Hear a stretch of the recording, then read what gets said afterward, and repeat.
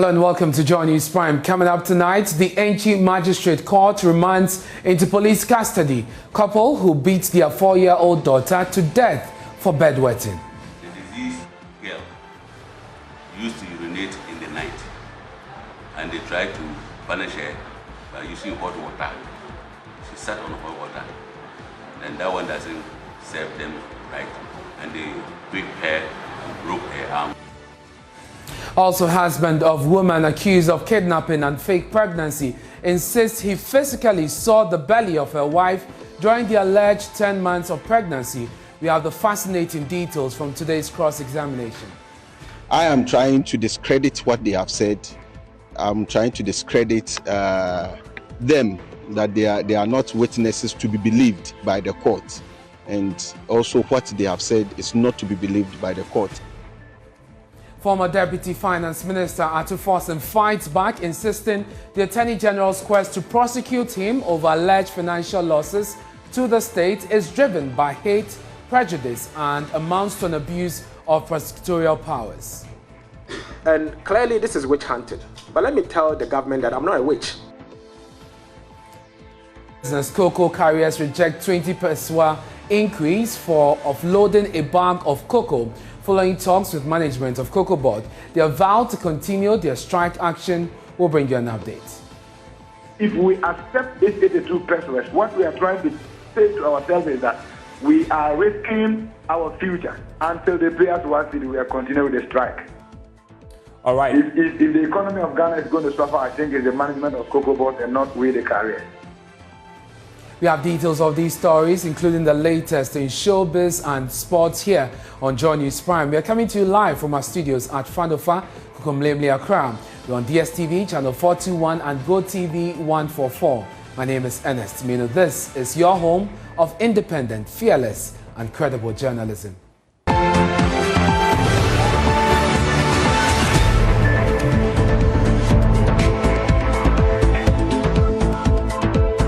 Hello again, thanks for choosing us. To our first story now. The Enchi Magistrate Court, presided over by His Worship Eric Ba Boatin, has remanded into police custody the couple who beat their 4-year-old daughter to death for bedwetting. The Enchi District Police arrested the couple on Thursday. According to the police, Francisca Etute, who was made to sit on hot water, also broke her arm due to the beating. The suspect, Ifa Donaldson, 34, and Salome Oteku, 27, are said to have caned the deceased till she fell unconscious. Speaking to Joy News, the Enchi Police Divisional Commander, ACP Henry Bacho, said the couple subsequently rushed their daughter to the Wayne Community Clinic. However, Francisca died while receiving treatment.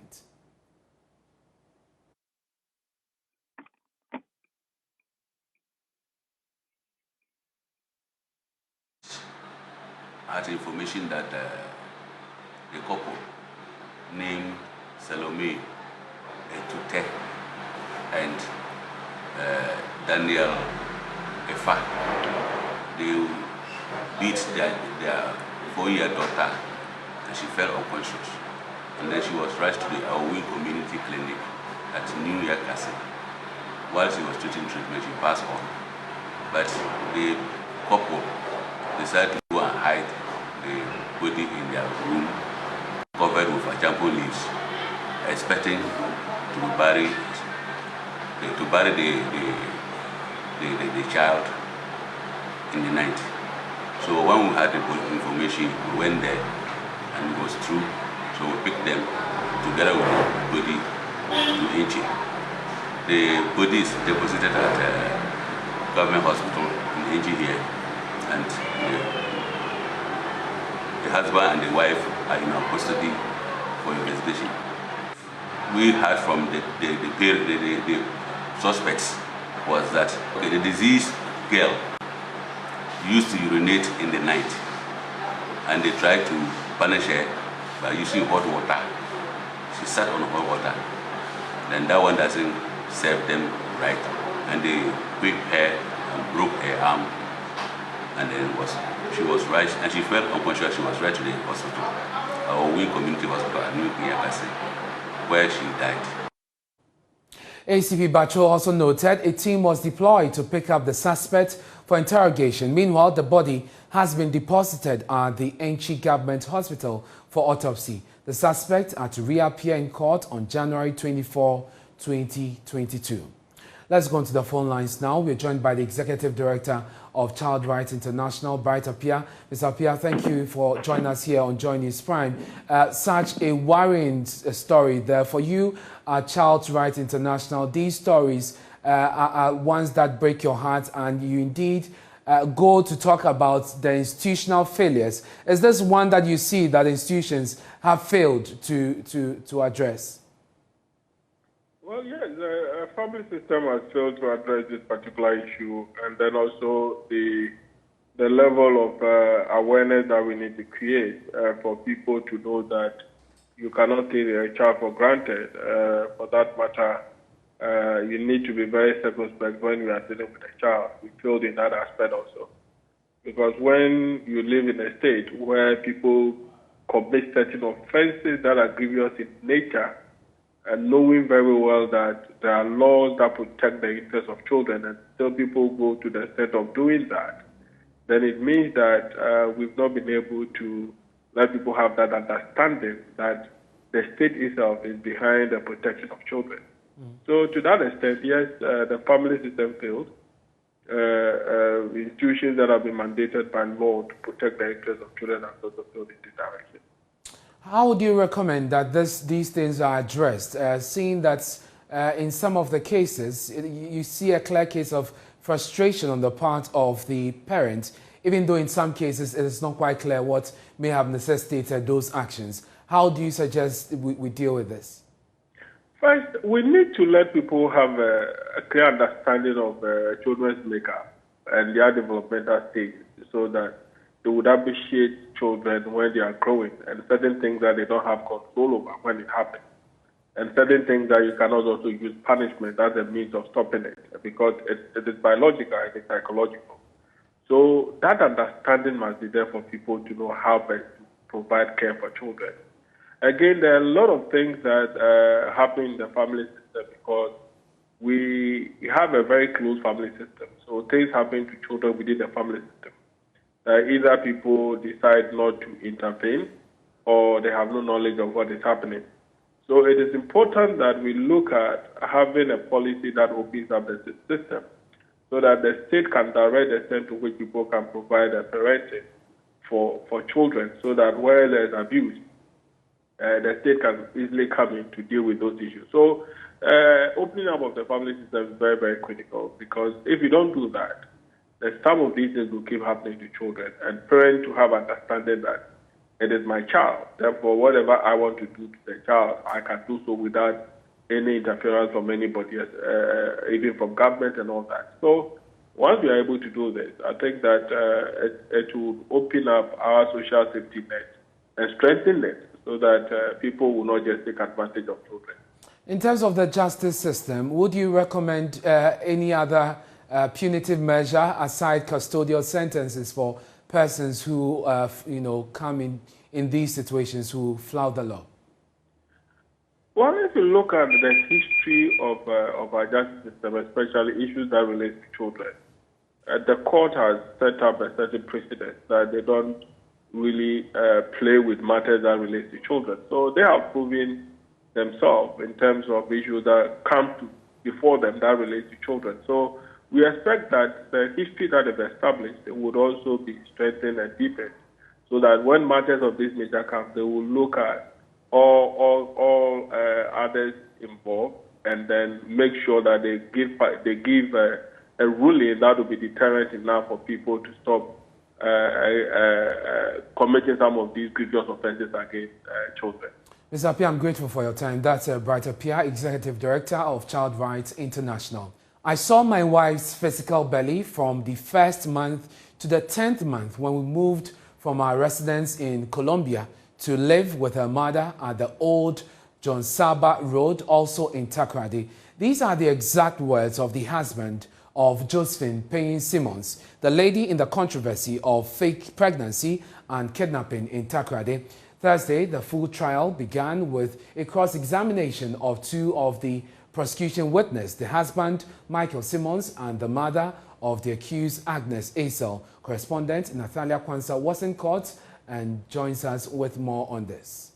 During the cross-examination of the husband Michael Simmons by the counsel lead lawyer Philip Fifi Bachman, Michael Simmons told the court that he saw the stomach of his pregnant wife before she went missing. The husband was asked how long he had stayed with the wife before she conceived, and he answered 2.5 years. He said he saw his wife's physical belly during her pregnancy from the 1st month to the 10th month. This was contrary to what Chief Inspector Emmanuel Basintale told the court. The Chief Inspector had indicated to the court that Michael Simmons had clearly stated in his original statement that he did not see his wife's pregnant stomach, but the accused person's lawyer objected to the claims, which was upheld by the court. The second witness who appeared before the court was the mother of the accused, Madame Agnes Aisel, who admitted that Josephine Simmons was her biological daughter and that she was indeed pregnant. She answered a question that though she was called and went to Axim, she could not stay with the daughter at the hospital.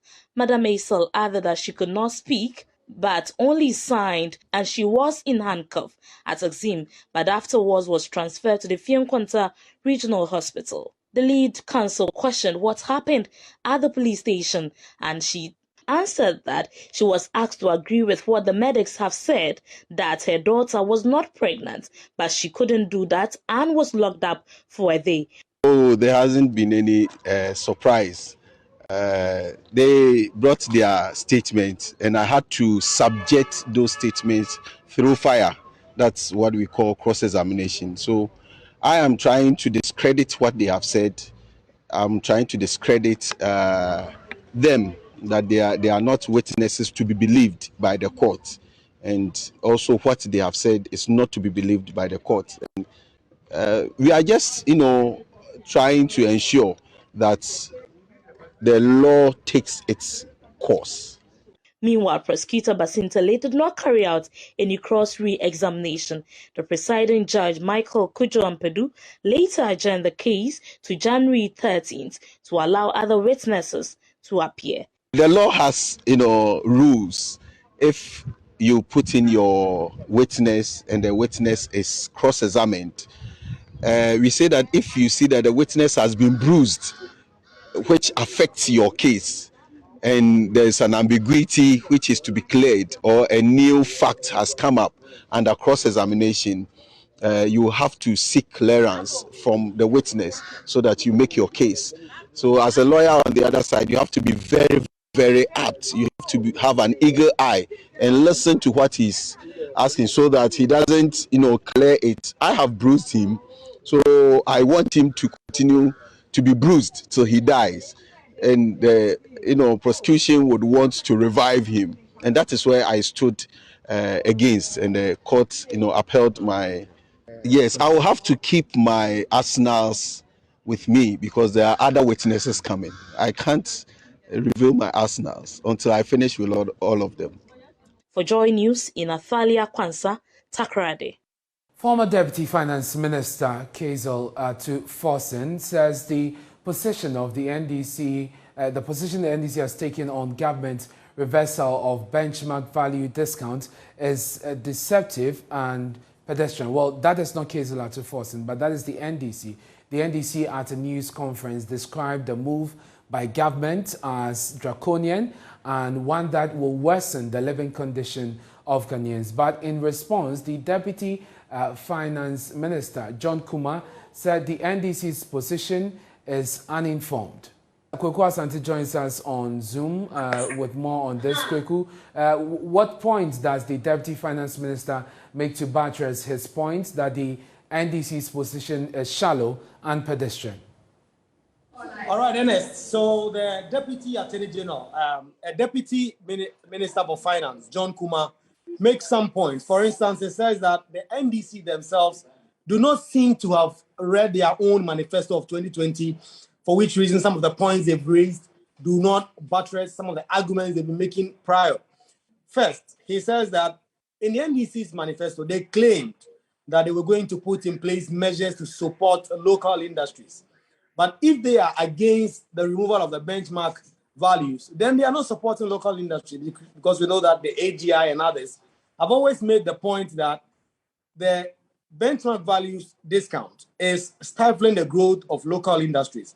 And so by removing them, then you can make them competitive enough to compete with all these people who are importing all sort of goods into the country. And so that's the first point John Kuma makes there. But he continues to say that in terms of economic management, in terms of economic growth, the NPP has a certain better blueprint which they are using and which they are trying to use to manage the economy.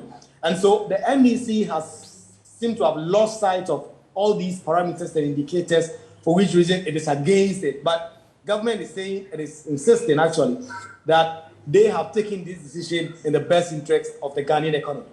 And the Deputy Minister reiterates government's position that the reversal will bolster local industries. He gives particular details.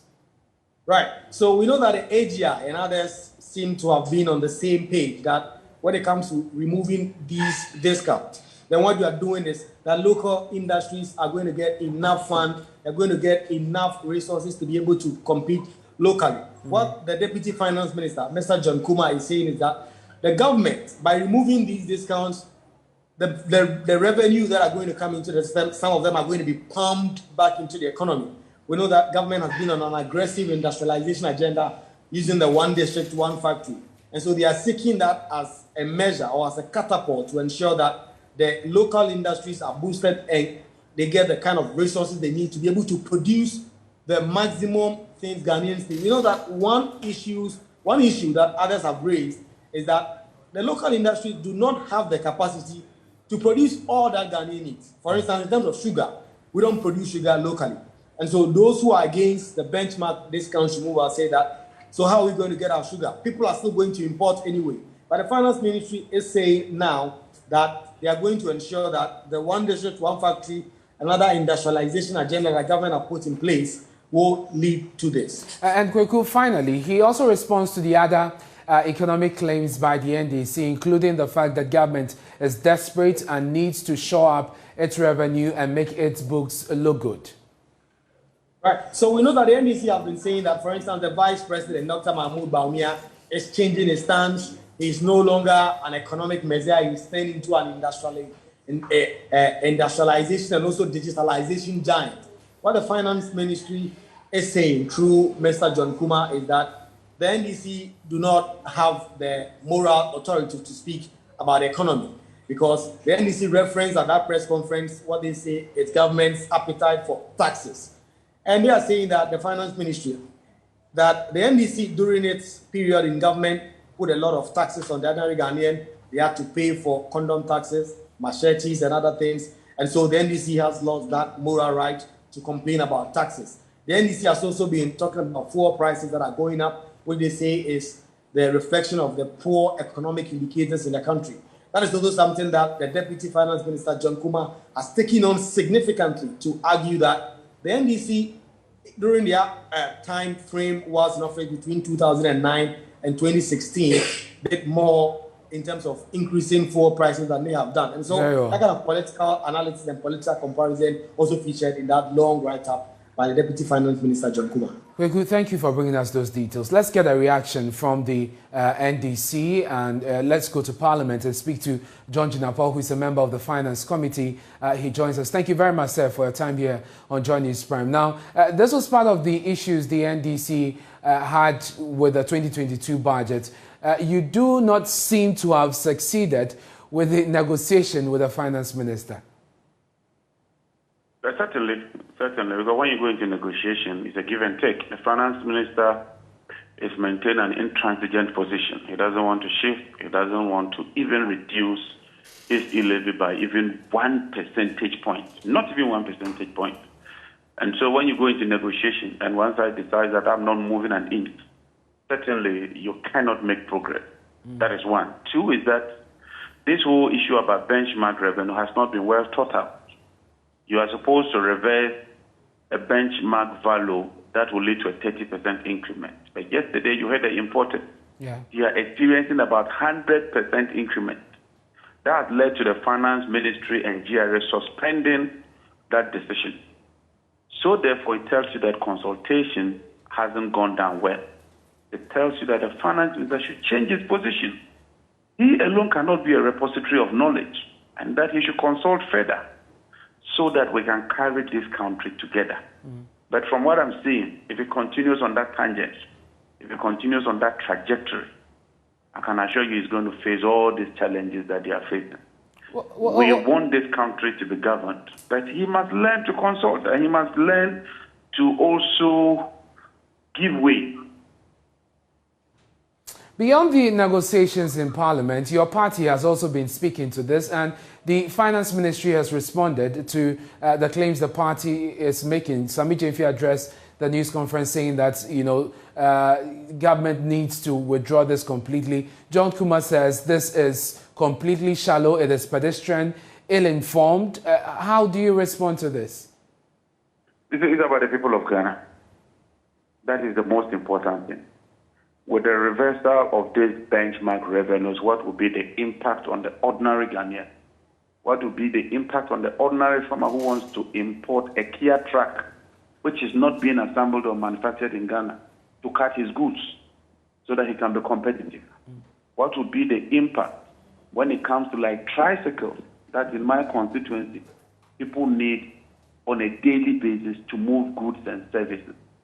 That is the crux of the matter. It's not even about whether somebody says ABC. They are in government. We are not in government. The reversal of these benchmark revenues affect ordinary tricycles. It affects ordinary vehicles that we need.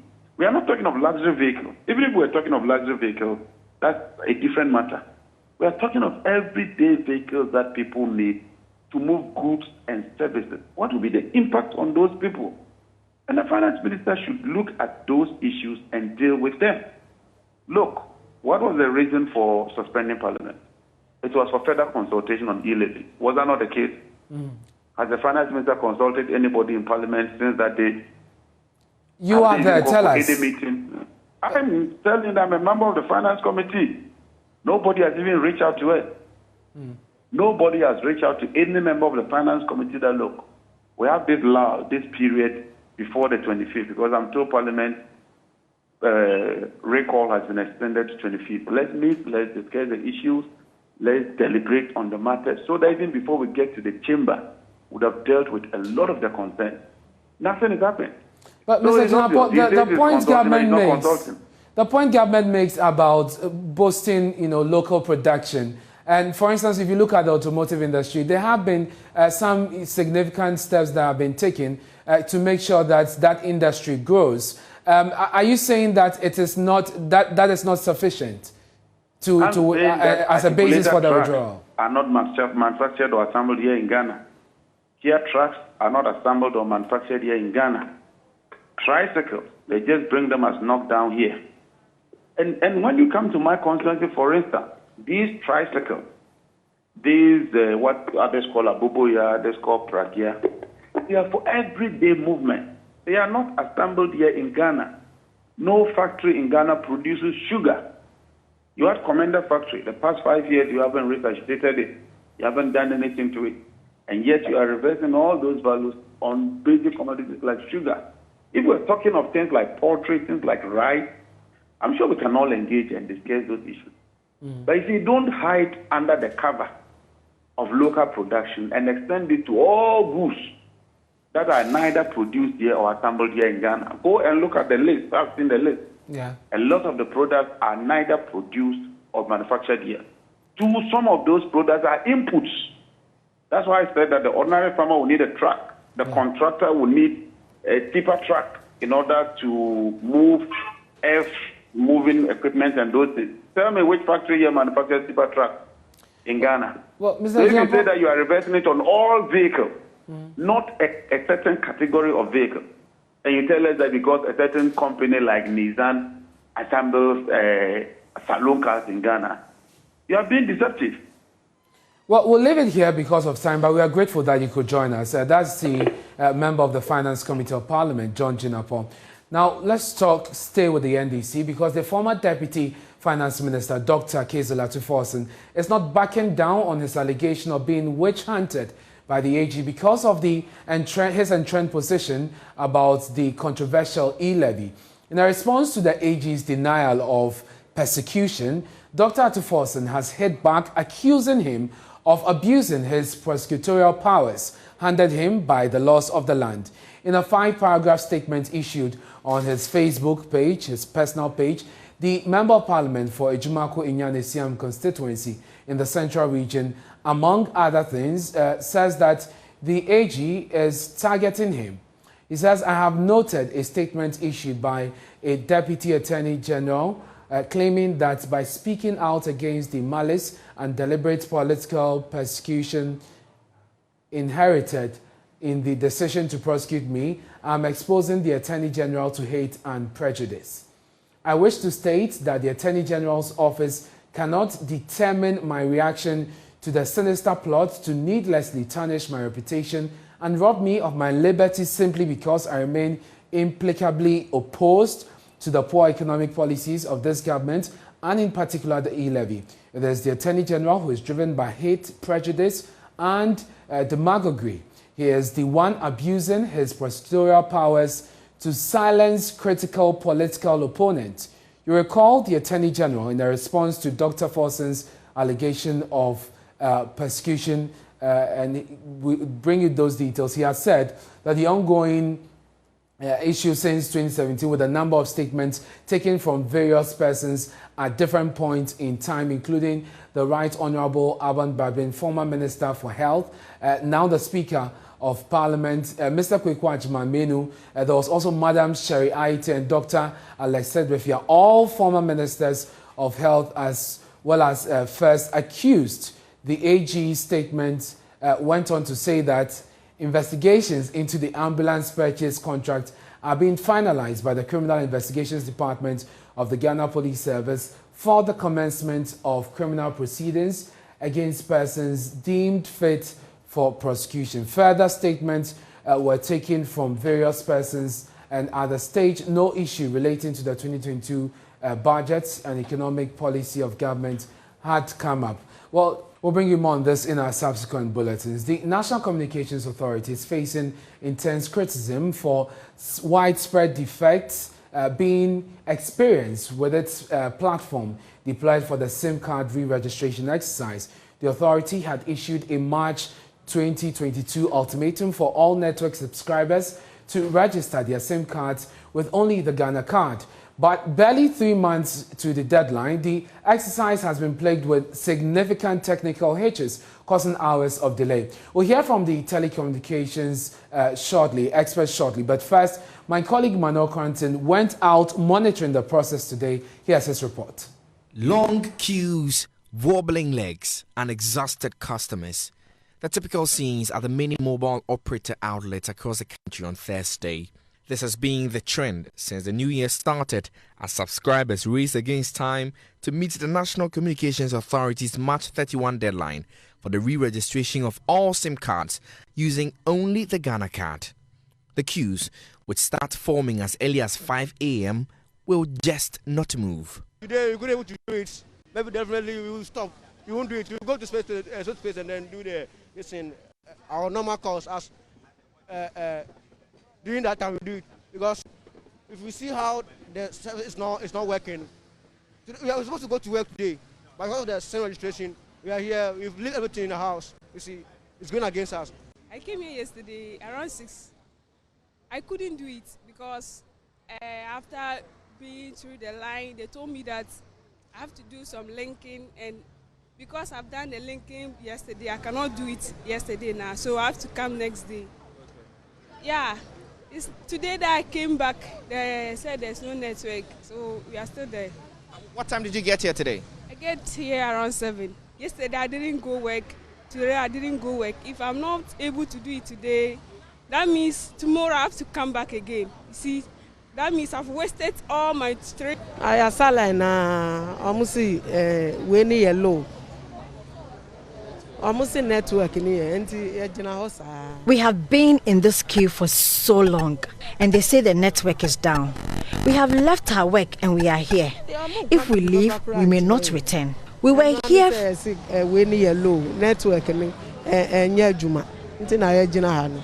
Because what Jawa Juma and say Neno would register with Simno.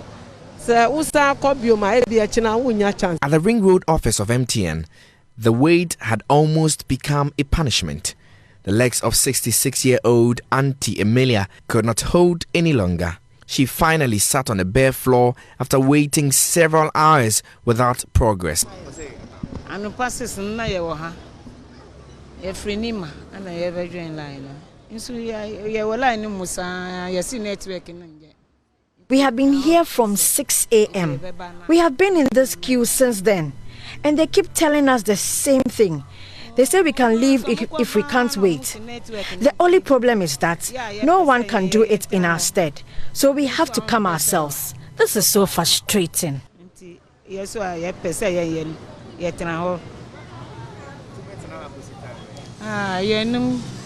Se network ni ba na ya se mba so na disa na ya ko bia ya ma chance se obi mbeye ma nti na mi ba.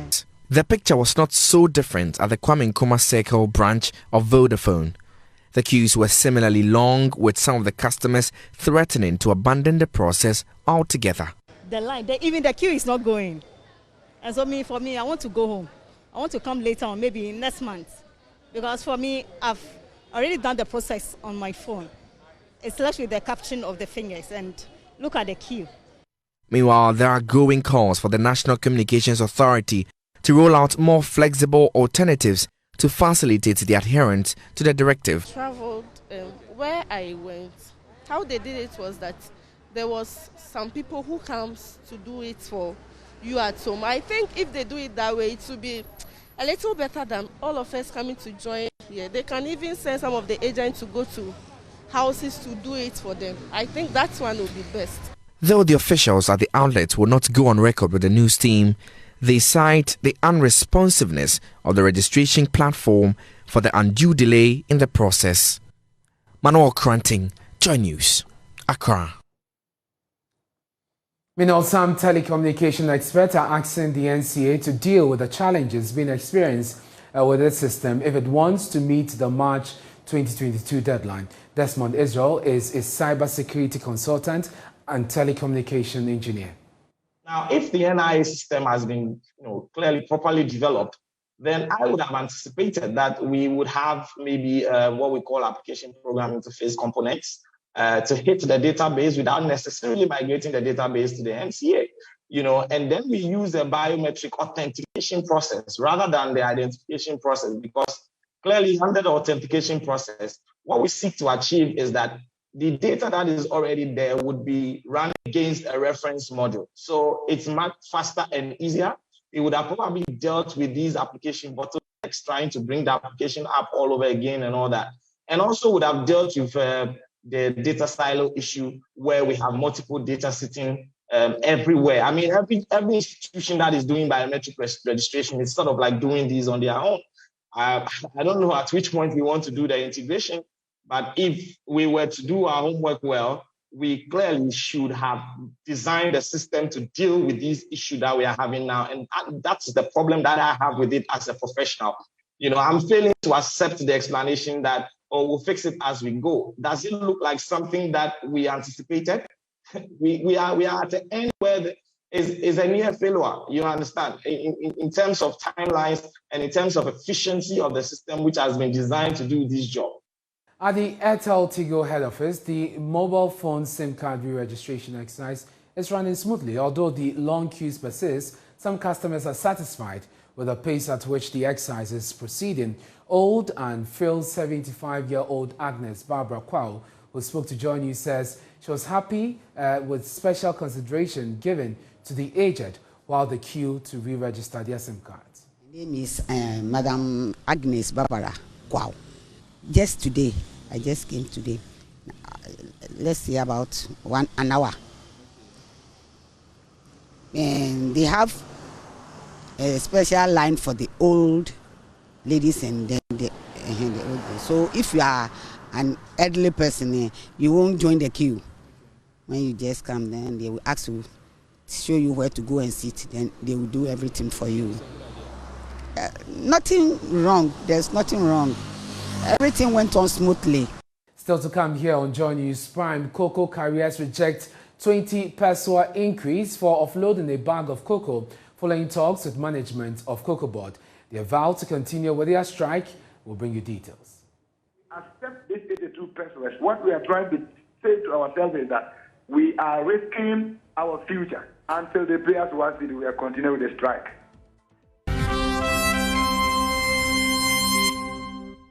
Hello, good evening. Welcome to Business. My name is Darryl Kwao. We begin with a story we have been following keenly for you in the last couple of days. Cocoa carriers have rejected a 20 peso increase for offloading a bag of cocoa following talks with management of Cocoa Board. The proposal from Cocoa Board would have meant that the cocoa carriers would receive 82 pesos for offloading a bag of cocoa, but the workers are demanding 1 cedi. They have been on an indefinite strike nationwide for a second day. Tama correspondent Kwame Yanka monitored protests over there.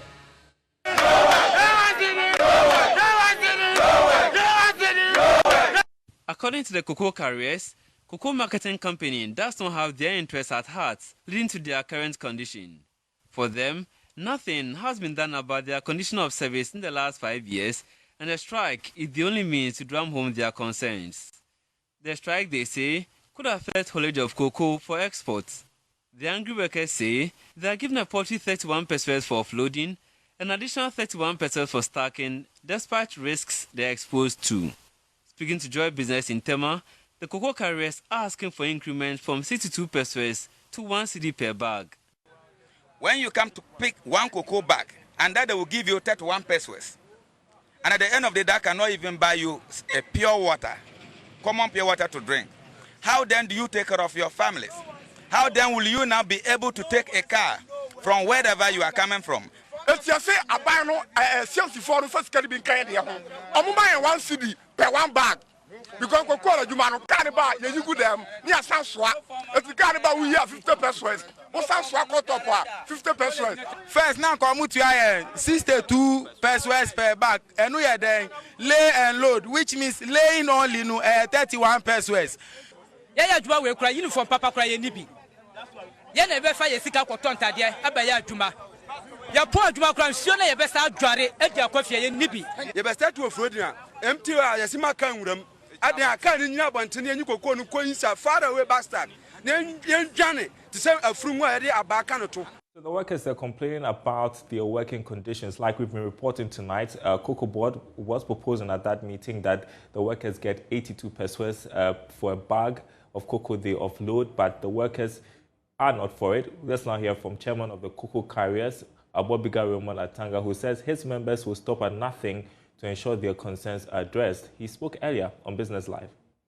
Why we are not accepting that is because we demanded for 1 cedi, and then they have been able to increase it to 1 cedi, 2 pesos, and they decided to give us 82 pesos and deduct 20 pesos to some people who don't know them. They call them directors or contractors who don't even know us. Now, this work we are doing, there's no pension attached to it, so we need to receive our SNIT.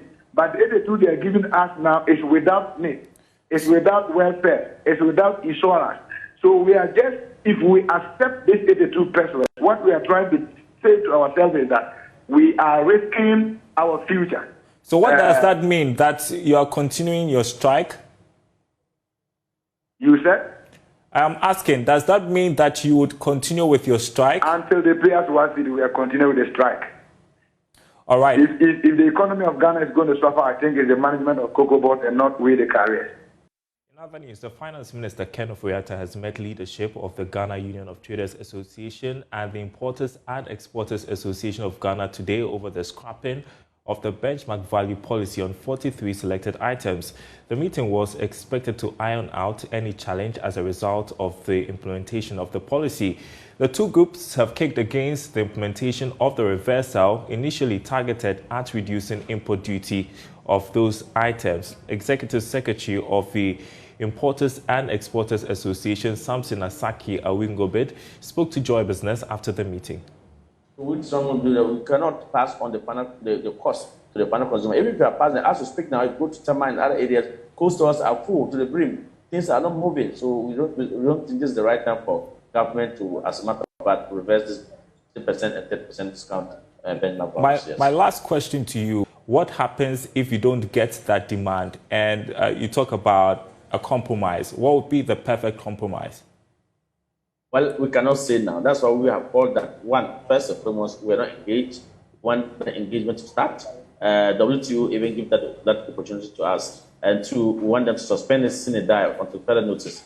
After we engage and we come, then of course we will put a cut. They will also put a cut, and we'll see at the end of the day where we are reach. We will have amicable solution to reach out to a compromise state.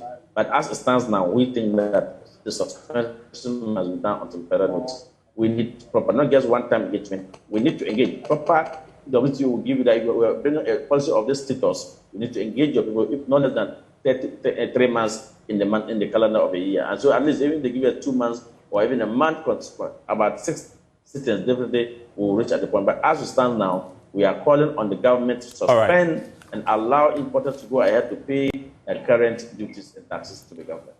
All right, and we've got some more business news coming up in the next hour of this bulletin. Thanks for watching. The news continues after this break. Hello, good evening and welcome to the sports segment here on the Joy News Prime with me, Orek Wampofo.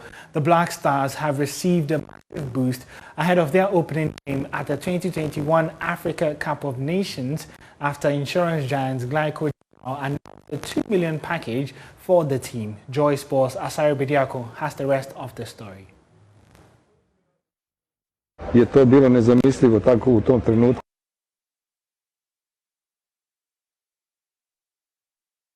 The insurance package is for the entire playing body and the technical team of the four-time African champions who are targeting their first continental trophy in 40 years. The Black Stars begin their AFCON 2021 campaign against Morocco on January 10, and to boost their morale ahead of the game, Glyco General has announced a 2 million Ghana cedi package for the team. Here is Managing Director Andrew Achamponche. Glyco is indeed pleased to provide the entire team and officials. There's about 41 contingents. We're providing our sportsman package. This is a personal accident insurance cover, and it's a cover worth over 2 million Ghana cedis that we are providing for them. This cover will protect them, all the contingents, against all forms of accidents, and particularly for the players, accidents occurring both on pitch and off pitch. It is a 24-hour, 24/7 cover that we are giving to the team until they return back home safely. We believe this will go a long way to boosting the confidence of the team whilst they play. And we believe that they will come back home reigning champions. Youth and Sports Minister Mustafa Usif is confident Glyco's insurance package will propel the Black Stars to higher heights. We thank you so much for heeding to the present call of a corporate support to our national team. And I said it at the breakfast meeting that anytime there is corporate support to the Black Star, that there is evidence that they do so well. So your support this morning is going to help the Black Star, is going to boost the morale of the team to be able to put out their best in Cameroon. And they will know that they will be on the field and the entire Ghanaian is behind them, and Glyco General is also behind them. We know and we are very, very confident that the Black Stars are going to deliver for Mother Ghana. And we also know that they are a football nation. Ghana is a football nation, and they've exhibited it in the past. Glyco is committed to supporting Ghanaian football teams in diverse ways to ensure victory and recognition for the country. And still on the AFCON, which takes place on Sunday, the Black Stars coach Milovan Rajevac has noted that the players of 2010 and the current ones are quite different in terms of quality and mentality as he heads into his second tournament as coach of the national team. The Serbian led a young Black Stars team to the AFCON final in 2010 with many debutants, just as this current team, which has about 14 or so players yet to make their debut in the Africa Cup of Nations. But he believes that there's a difference between the two sets of teams.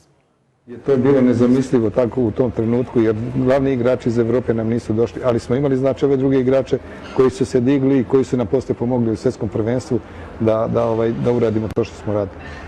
Yeah, but this situation, if you compare 2010 Angola and now, the situation is totally different. At that time, many players were not available due to many things, especially injuries, you know. So we picked other players, but at least we had 2 weeks to prepare. We had 2 weeks with the full squad to prepare the team to do all what is necessary before the competition. You know, since when you are working in the national team, when you play matches, you only have few training sessions. You don't have time to work. Finally, when you have an opportunity to work with the players for 2 weeks, this was taken, you know, from us. So that's why it's a different situation. But never mind, for everybody else is the same. So we have to cope with this. We have to find the best solution in this situation, and I have full faith in these players. So we will do everything in our power for this short time to prepare well to start the competition the way we want and try to achieve the greatest result possible for us. Well, that's how we wrap up the sport here. You can get some more sports stories on myjoyonline/sports on social media at JoySportsGH. My name is Ori Kwampo. And Becky is here. She has all the details, all the latest, all the juice in the world of showbiz. Becky, always excited to have you here.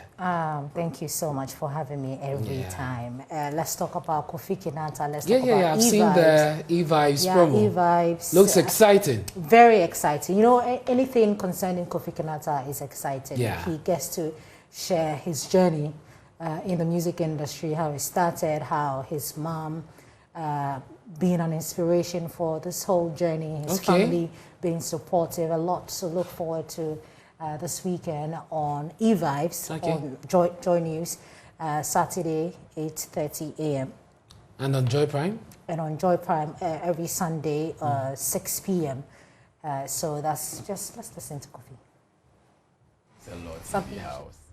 Yeah, she has a lot of melodies that she plays around, and she makes me feel like the thing is in the family, and if I'm doing it, I'm not stealing it or I'm not going wayward. So I should just focus and do it. Like your mom is doing it, you have your role model here, your mentor is here, just do it.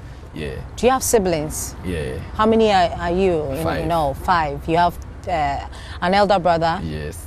One elder brother? 2 elder brothers, 2 sisters. 2 elder brothers, 2 sisters. And you're the last born.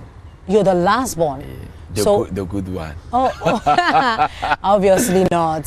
So you're the only one, you know, in the limelight, singing. Yeah. How does your family or your siblings or your brothers feel about their younger, their baby brother?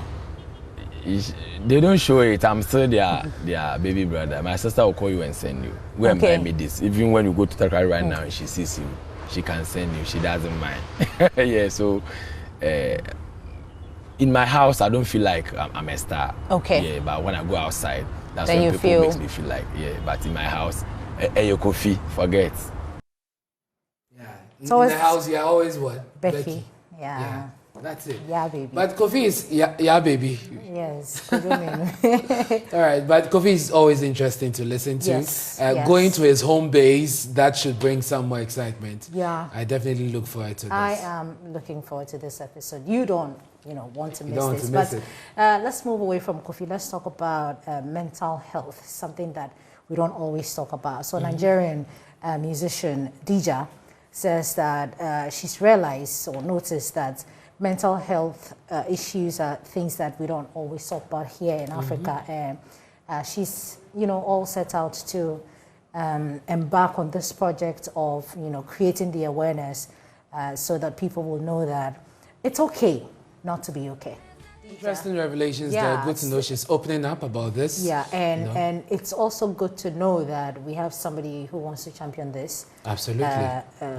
Mental health here in Africa.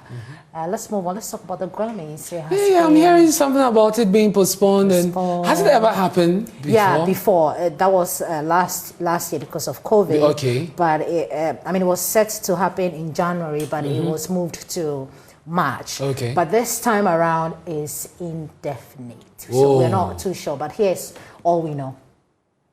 All right, that's your Showbiz. Ernest. Thank you very much, Becky, for bringing us Showbiz. And stay with us. We have more stories for you after this break.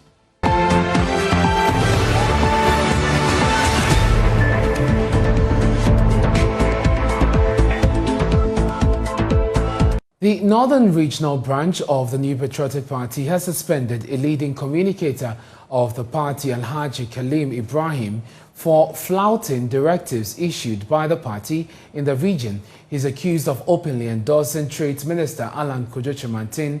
We'll bring you details of that shortly, but this decision by the party comes just a day after a group calling itself Friends of Alan Kojo Chemantin called out the leadership of the party for open bias and selective justice in the application of party rules. Martina Bugri was at a news conference organized by the group and now reports. In a press conference in Tamale, Secretary of the Youth Group, Shaibu Gafaru, said some high-ranking members of the party continue to violate the laid-down regulations with impunity without any sanction from the leadership of the party. Sometime last year, the General Secretary of the party, Mr. John Boedu, announced rules and regulations to govern the conduct of will-be aspirants to various executive positions in the party. The rules and regulations were also to check the conduct of the supporters of such will-be aspirants, especially those aspiring to flag bearership of the party. Among the key directives were that no party official shall declare public support for any aspirant ahead of the official opening of nominations, that no paraphernalia promoting or advertising any aspirant should be displayed publicly ahead of the opening of nominations.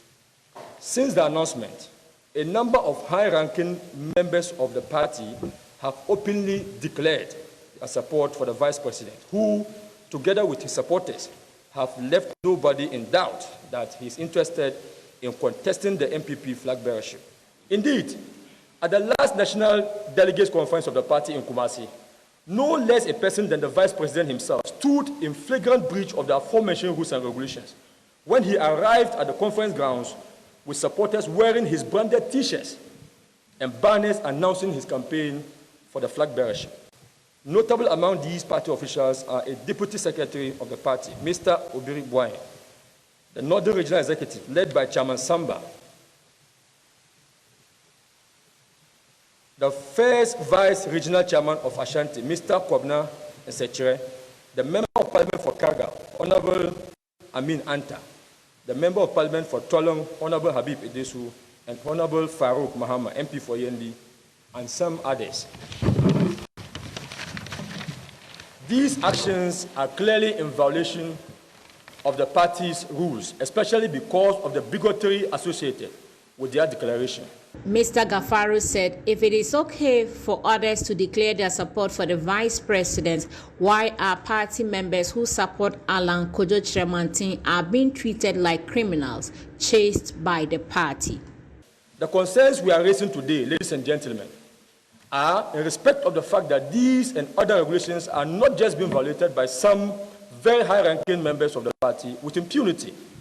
Our major concern is that when some party members attempt to resist these violations of party rules, as happened in Savulugu during the constituency conference last year, the officers who try to defend the party's rules are rather victimized, ostensibly because they are known supporters of Honorable Alan Chemantin, the Trade and Industry Minister, who is also widely known to be in contention for the party's 2024 flag bearer position.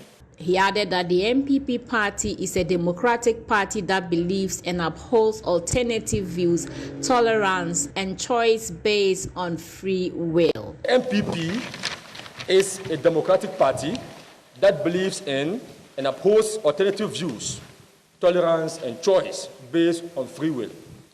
We will vehemently resist all attempts to suppress, victimize, and intimidate patrons who show support for Honorable Alan Chemantin. it is crystal clear the overwhelming masses of the MPP are poised and eagerly ready to give the mandate of this party to Honorable Alan Chairman. Let me now bring you details of the statement issued by the party today. So this is a statement that is written by the communications director of the party in the Northern region. It says, notice of indefinite suspension from the Northern Regional Communications team. My attention has been drawn to your participation in a program on Radio Tamale, a Tamale-based radio station designed for the sole purpose of advancing the campaign of a purported flag-bearer aspirant. This program and your participation in same is in clear violation of directive issued by the Northern Regional Chairman of the NPP for party people to cease, among others, all media engagement purporting to campaign for flag-bearer hopefuls. As you are aware, this directive of chairman was pursuant to an earlier directive issued by the National Council under the signature of the General Secretary and in sync with the constitution of the New Patriotic Party. As already noted in Chairman's statement dated 30th December 2021, the unfortunate situation of peaking before time has the tendency to disrupt His Excellency Nana Addo Dankwa Akufo-Addo's government and the peace within the New Patriotic Party in the region. More so, jingles played, words used, among others, on the said program that brings the party and government functionaries into disrepute cannot be countenanced, especially from a member of the Regional Communications team. By this letter, you are hereby suspended indefinitely as a member of the Northern Regional Communications team of the NPP. Anyone who deals with you, Alhaji Ibrahim Kalim, as a member of the Northern Regional Communications team does so at his own peril. The suspended party communicator Alhaji Ibrahim Kalim says he is unfazed by this decision and further accuses the regional executives of flouting their own directives. Well, I did not see anything like that. But a lot of people told me they saw it on Facebook. Others said they saw it on other WhatsApp platforms. I did not set my eyes on it. You are saying that you have not been served officially? Of your suspension from the communications team? At all, I've not been served officially. But once this is out there, you do not doubt the veracity of it. Yeah, I don't doubt it, but I'm saying that I've not been, I did not even see it, not talk of reading it. Have you tried reaching out to your director of communications to find out if this is true or not? No, I did not do that. You do not find it necessary? I did not find it. I not feel it to be necessary because if he's suspending me from the communication team, he should give me a letter. So I did not start communication through WhatsApp or through social media. I've been in this communication team for almost more than 2 decades.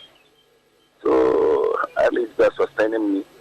I mean, I'm one of the leading senior communicators in town. So if you are suspending me, just write the letter, give it to me, and if I take the letter, I will know that I've been suspended from the communication team.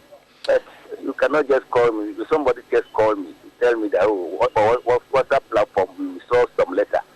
Others said we saw it on Facebook. So I don't take that.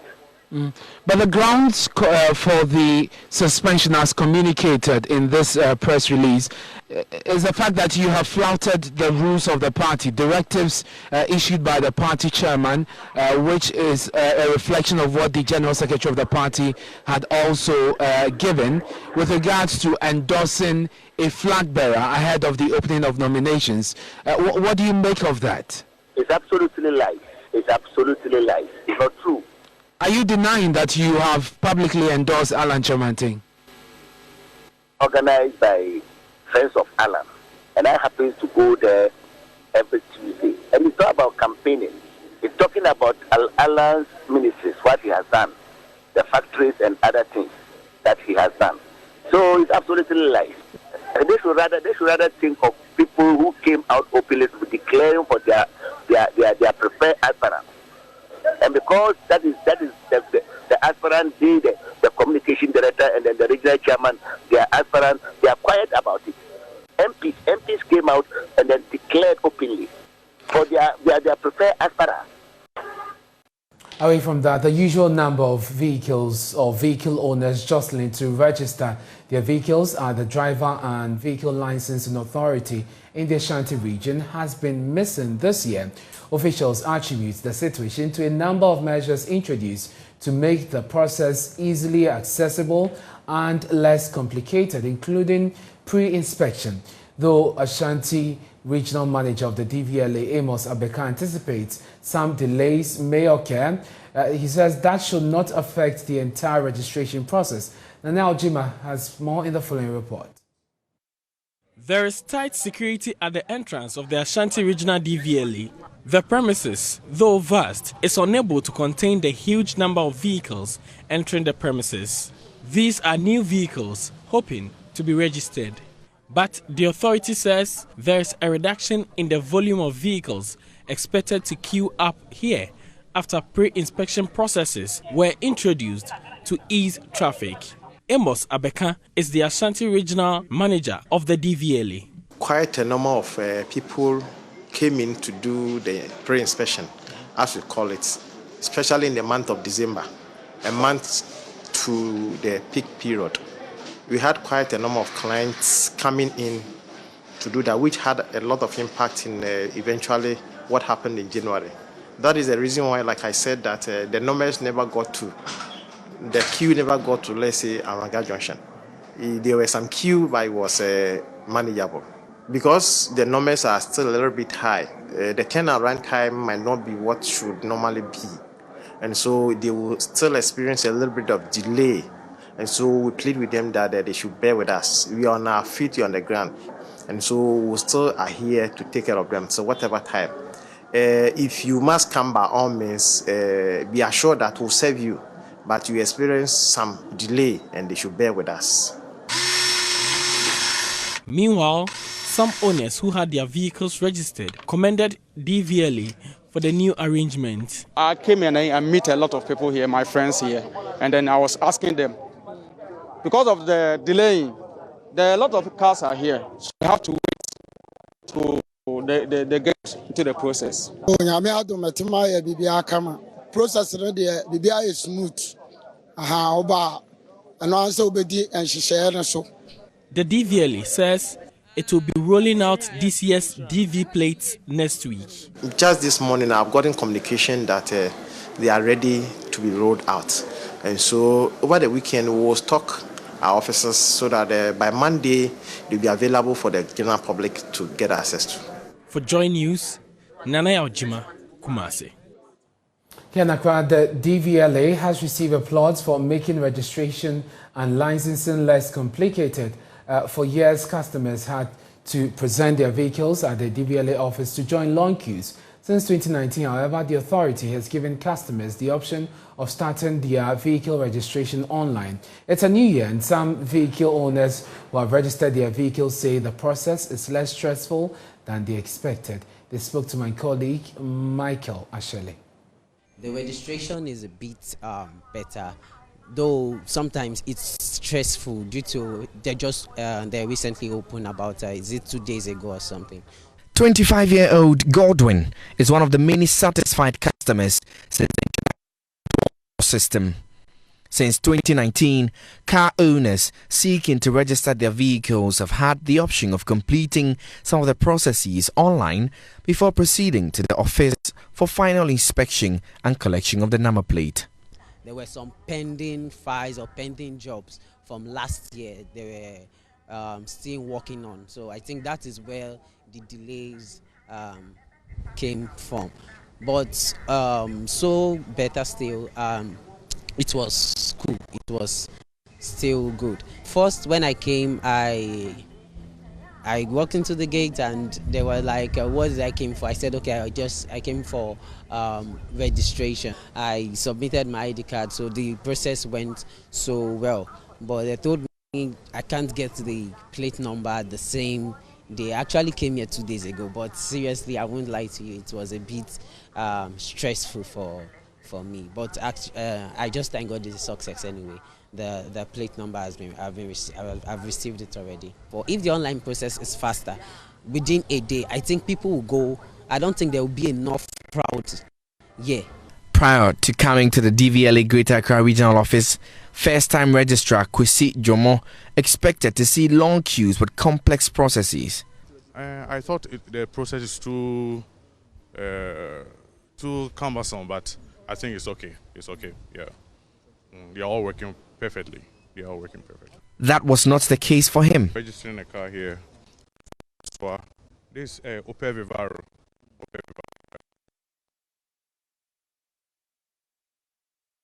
It's moving smoothly. Yeah, I'm okay. I'm satisfied. Yeah, there's no hectic time here. Yeah, it's a cordial relationship. They are talking to you fine. They explain everything to you fine. Everything is okay. It's okay. But they should improve. They should improve a little bit.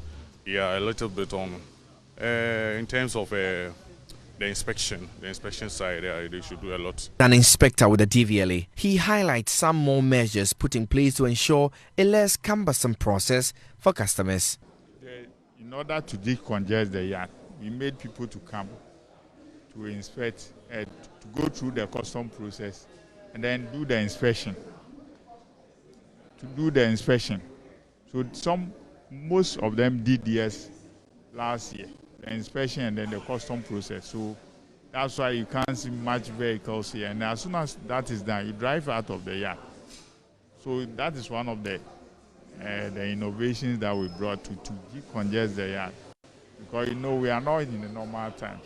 The activities of fraudsters, also known as Guru Boys, continue to be one of the biggest concerns for some customers and the DVLA.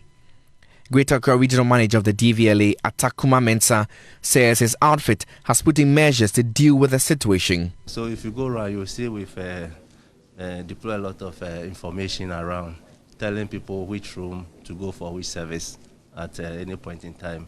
And then again, there's also a PA system running, cautioning customers to be wary of the Guru guys. And then again, our system allows for what we call agency. Yeah, so we have to differentiate the two. So if I want to register, license my vehicle, and I may not be able to visit any of our offices, I can delegate to you. That is allowed by law. Yes, but the Guru guys, what I'll say is the customer should look out for DVLA staff, either in a tag or in a branded Lacoste or T-shirt, so they don't deal directly with the Guru guys. Mr. Mensah wants new vehicle owners to speak to officials of the authority to avoid landing in trouble. I think I would advise our clients to be wary of them. Now, once you enter a facility, just look out for two things, information decks, or you can walk into any of our offices for an inquiry. For the DVLA, the coming of a new year and the month of January is one of the busiest there, with hundreds trooping in to register their newly owned vehicles. The authorities continue to advise that you seek proper information and see the right people. Many of the people we've spoken to here tell us how improved the system is. Reporting for Joy News, Michael Papani-Ashali. Now, the Bono East Regional Minister Kwesi Edujan says his office, together with the Yeji Prisons Camp, is embarking on various farming projects that will help provide enough food for inmates at the Yeji Prisons. He believes this will provide the camp with internally generated funds that will complement the daily feeding of 1 cedi 80 pesos provided by the government. Anasa Bit has more in the following report. Prisons is one of the places that I think should be a rehabilitation or a place to build up for a second chance. Prisons are not supposed to be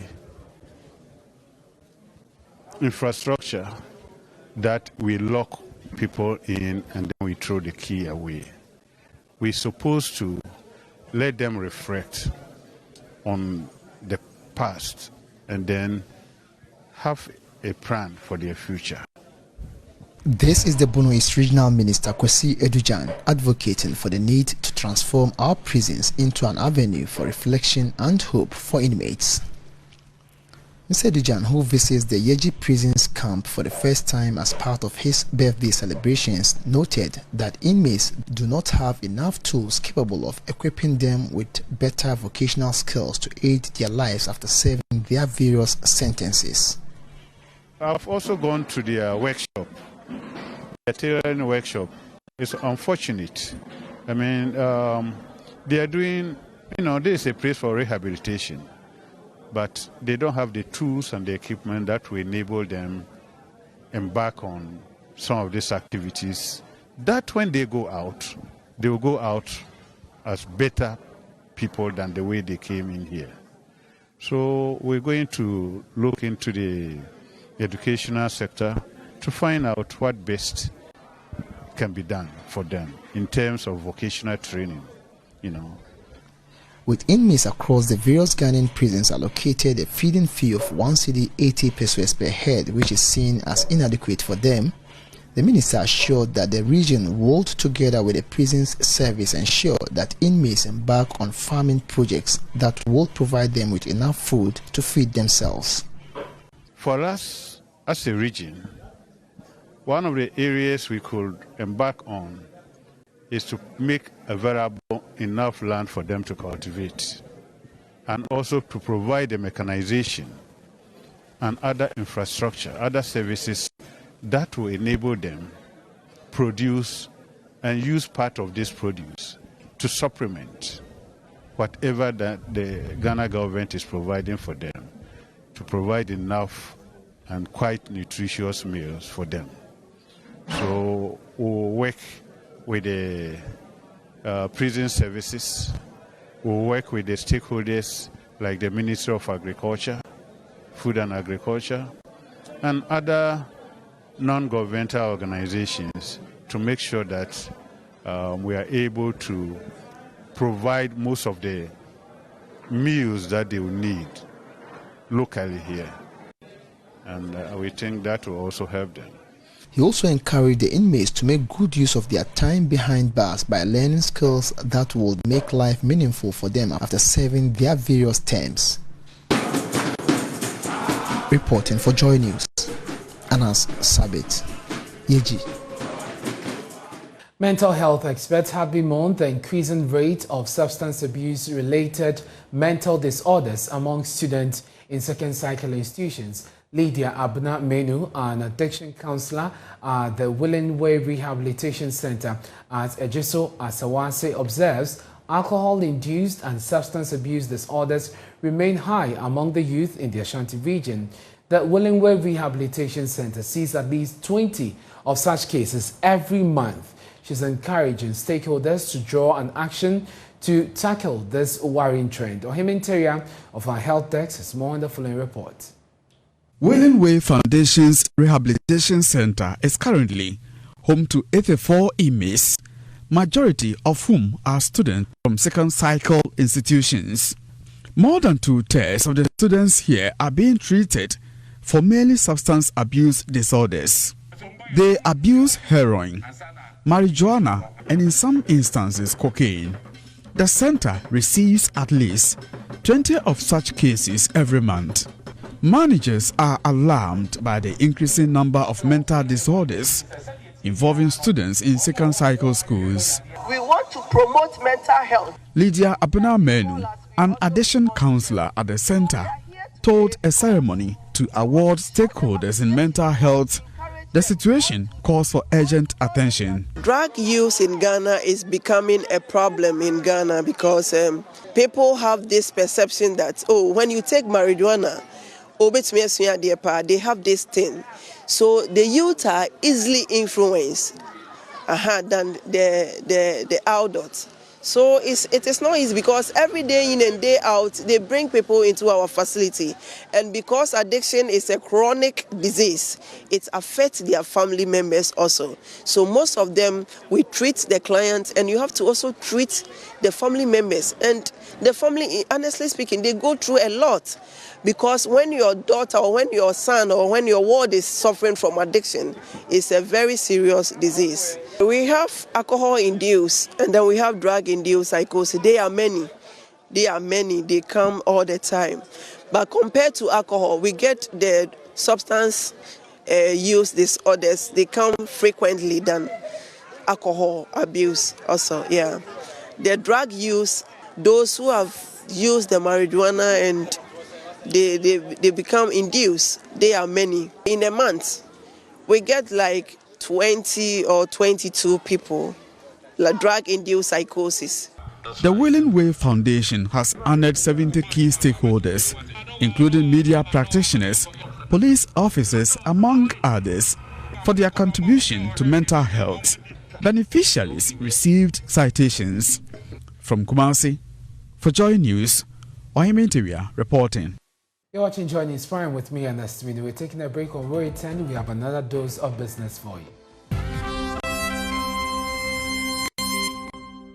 Hi, welcome to Business. My name is Darrell Kwao. Ratings agency Fitch has expressed a neutral outlook for African banks this year as uncertain business conditions as COVID-19 risk constrain recovery. It is, however, anticipating a slightly faster rise in lending, with most economies growing at an appreciable rate. Fitch says the banks are likely to make mistakes in the pursuit of growth under prevailing operating conditions, which are fraught with challenges and uncertainty, predicting a return to normalization next year or a few years to come.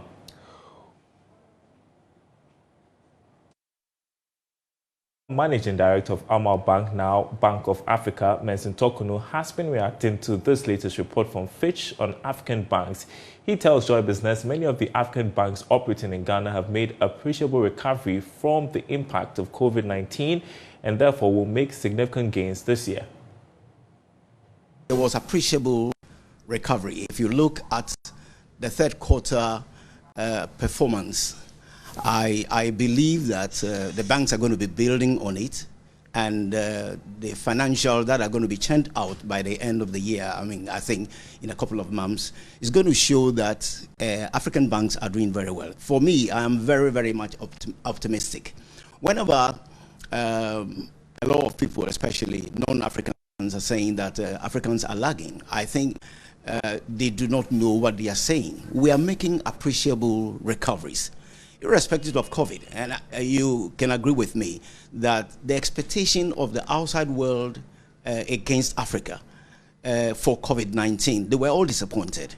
Even though businesses have been hit, I beg to differ that we are recovering. And especially 2022 is going to be a great year for African banks. Well, but the risk of COVID-19 still lingers, because in recent times we heard there are new variants, and that could pose a threat to most economies on the continent. That is why basically the ratings agency might say that let's look a bit cautious in order not to give too much expectations going forward.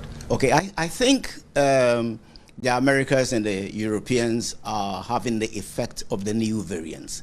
If you look at the rate at which it's affecting Africa, and for that matter, splitting over our business activities, you realize that I wouldn't say Africa is lucky, but I think we are doing very well in Africa, irrespective of the fact that we have some foreign banks. The banks are in Ghana, and they are going to be doing very well. I don't think, for example, if ABSA needs assistance, of course, ABSA is already an African bank. Any Standard Chartered, okay, if they need any assistance to do big-time credits, they will refuse them. I believe that we are going to make appreciable recovery, and the world is going to be surprised at the rate at which our banks are going to be making recovery, irrespective of the new variants that we are hearing every day. Well, coming back to Ghana, we've seen some level of improvement in the general banking industry. I guess despite the challenges the world is facing with COVID, what do you make of the Ghanaian situation? I mean, the Ghanaian banking industry. Yeah, the only problem with the Ghanaian banks is how banks have done business with government, and government is constrained, as it were, and they are not paying them. But there are innovative ways of doing business. For me, I think if the banks concentrate on the SMEs, and they have very good checks and credit ratings for them, I believe that they will do very well. Every economy thrives on the SMEs, And I believe that most of the banks, they have given more attention and more credit to the middle level, that is the SMEs. And I think that is where we are going to be making a lot of profit. Most of the banks are doing very well, I tell you honestly. When you look at, let's wait for a couple of weeks, the figures for 2021 are going to be out and everybody will be surprised. Should we expect a rise in lending for this year? An appreciable rise. Well, there will be an appreciable rise. Banks, the business of banking is lending. I mean, if you put your money in treasury bills, treasury management, you won't get much. But it is lending. That is what is going to be the case. And banks know how to go after, their debtors when they lend them money. There is no bank that's going to be just throwing money away, but there is a way that there will be strict lending and control. So what is generally the outlook of the banking industry vis-a-vis the business environment? I know that banks could have been doing better, but because almost all businesses are constrained. But I believe that there will be an appreciable growth even for 2022. Digital currency analyst and president of the African Consolidated Exchange, Ian Muller, is urging African financial regulators to fast-track processes to regulate digital currencies on the continent. According to him, digital currencies like Bitcoin have come to stay and are receiving international recognition in many transactions, hence cannot be ignored. He made the call after launching the Consolidated Exchange platform for commodity and foreign exchange trade. Here's more in this report. The Consolidated Exchange will serve as a primary platform for foreign exchange trading and commodity exchange for various minerals on the continent. According to the president, Ian Muller, regulating digital currencies will go a long way to help investors on the continent to gain more from the global financial market. So you've seen cryptoization going on, massive adoption going on around the world. Right now, Africa is one of the leading regions of crypto, and crypto is a fact of life. It's here to stay. As you've seen in America already, the authorities there are now saying, hey, you know what? Crypto is not going anywhere. We might as well start finding ways to regulate. And so here on the African continent, crypto is largely unregulated. We're going to be self-regulating. And we look forward to the day when the regulators open the doors for us to start putting in applications. But crypto is the future. Mr. Muller believes that having a platform like the African Consolidated Exchange will support the quest for Africa to have some control on pricing of its mineral commodities. The main inspiration really being that over the years, I myself have been trading, and I've been trading with various brokers, various markets. I picked up that we here in Africa are left out when it comes to making the financial markets what they are. We have situations where, for example, a great chunk, almost 1/3 or almost 40% of commodities that the markets trade globally come from Africa. And we don't even participate in that market in terms of determining pricing, apart from just providing raw materials that are priced somewhere else. And so that was where everything came from. We're not going to change that overnight, obviously, we know that. Mr. Muller said with steps taken to launch the ASEX platform, the company is of the firm conviction that over the next few years, the narrative will change and that this is what Africa needs at the moment. That's business. More news on our website, myjoyonline.com/business. We leave you with some news from around the world, after which sports will come up. Hello, good evening and welcome to the second part of the sports segment with me, Ore Kuampofo. The International Paralympic Committee is committed to supporting Ghana's bid to host the 2023 Africa Paralympic Games. The Africa Paralympic Committee, led by Ghana's Samson Dean, is poised to organize its first ever event next year. IPC President Andrew Parsons, who is on a 4-day working visit to Ghana, has assured the NPC Ghana and its outfit would get maximum support. Africa is a priority for the International Paralympic Committee. It's the continent that we would like to develop. And we see Ghana as the driver, as the locomotive. Since we have the president of the African Paralympic Committee here, Mr. Samson Ding, we have a very strong Paralympic Committee here, and we have the opportunity of the All-African Games in 2023. So the idea is to organize at the same time, or in connection to it, the African Para Games in 2023, which will be the first time ever. There was never an African Paralympic Games before, so we think that Ghana can host it for the very first time. Mr. Parsons, now we're looking ahead clearly to this very first Games that will be organized. Ahead of it, what kind of support is Ghana going to get from the International Paralympic Committee, to pull off this, very first one? Well, first, from a technical point of view, we'll bring the experts, will be the people who will help Ghana to run the Games, but we also want to leave a long-lasting legacy here. So the Paralympic sport in Ghana will not finish, or will not by 2023. So with a long-term plan in how we can develop and sustain the growth of Paralympic sport in more sports. So we can have more persons with disability in Ghana practicing sport from grassroots to elite level. We also attract some partners to invest financially in the Games. So that's a whole package that we are here to. But of course we need the support from the local government. We need, the president was very kind. He showed a lot of enthusiasm with the idea, and also the Minister of Sport. So I believe this partnership is fundamental to get these Games going. Former Ghana goalkeeper Abukari Damba insists the Black Stars will excel at the AFCON this year, despite the team's goalkeeping issues. Manaf Nuruddin and Lawrence Atizigi were not impressive in Ghana's only pre-African AFCON friendly against Algeria on Wednesday. But Damba believes the team will still do well in Cameroon. You say, we take consolations from the fact that this was a trial game in preparation towards the tournament. Let us also look at, yes, we're looking at the goalkeeper in isolation, but then the goalkeeper is a team player. Now, let us look at the performance of the whole team as against the goalkeeper. Yes, goalkeeper made some basic errors, especially conceding in the near post is always a challenge for goalkeepers. You like it or not, it is the goalkeeper's fault. But let us look at the positioning of the individual players in the back line, especially the central defense. Could they have done better? Was anybody impeding or distracting the goalkeeper's attention? What is it that could have been done better in that respect so the goalkeeper could have had a better view of the ball? But it is not to apportion blames, but how to make it better. So I am thinking that all these things will be seen by the goalkeeper's trainer, especially now we have a video analyst who will do a proper analysis, proper analysis. What that the naked eye did not see, the video analyst can get it on board. So I believe that this will go a very long way to look at the goalkeeper as an individual, his positioning, and look at the goalkeeper and the back line.